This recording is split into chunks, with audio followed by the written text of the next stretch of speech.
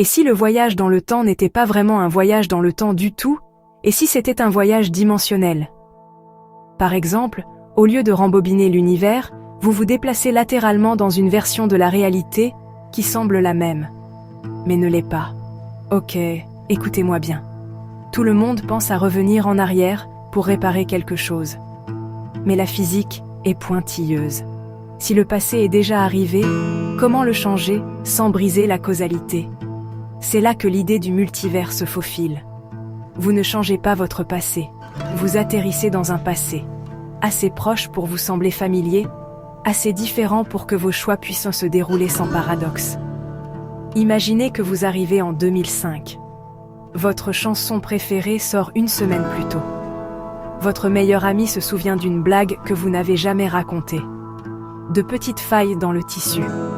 Ce n'est pas votre ligne temporelle, c'est une voisine. Alors, pourrions-nous le faire? Sur le papier, la relativité générale permet à l'espace-temps de se plier en formes étranges, des trous de verre, des cordes cosmiques, des boucles fermées. La mécanique quantique murmure des superpositions et des histoires qui se ramifient. Mettez-les ensemble et vous obtenez une pensée folle. Une machine à voyager dans le temps pourrait en fait être un routeur dimensionnel. Vous ne faites pas tourner la flèche du temps, vous échangez les flèches.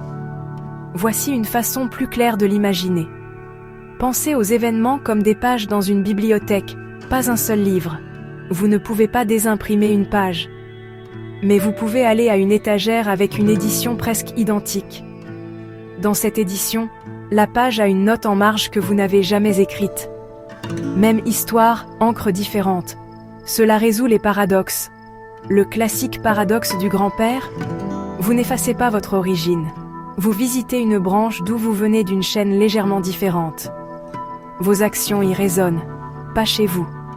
Mais cela introduit un nouveau problème, l'identité. Si vous vous déplacez latéralement, êtes-vous toujours vous? Vos souvenirs disent oui. L'univers hausse les épaules. Peut-être êtes-vous un motif qui peut atterrir sur n'importe quelle branche qui peut l'accueillir. Flippant, mais en quelque sorte libérateur.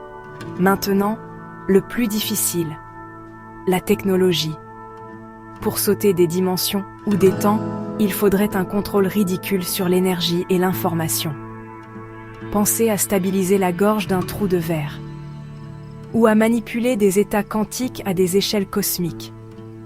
Pas pour demain. Mais la physique a l'habitude de transformer des idées folles en outils. Les lasers étaient de la science-fiction autrefois.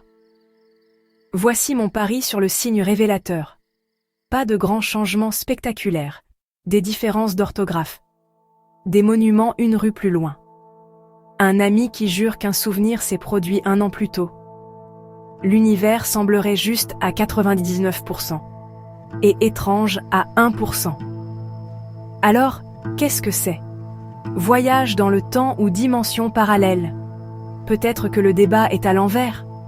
Peut-être que le temps n'est que la façon dont nous étiquetons les différences entre les tranches de réalité, et que le voyage dimensionnel est la façon dont nous nous déplaçons entre des tranches qui riment.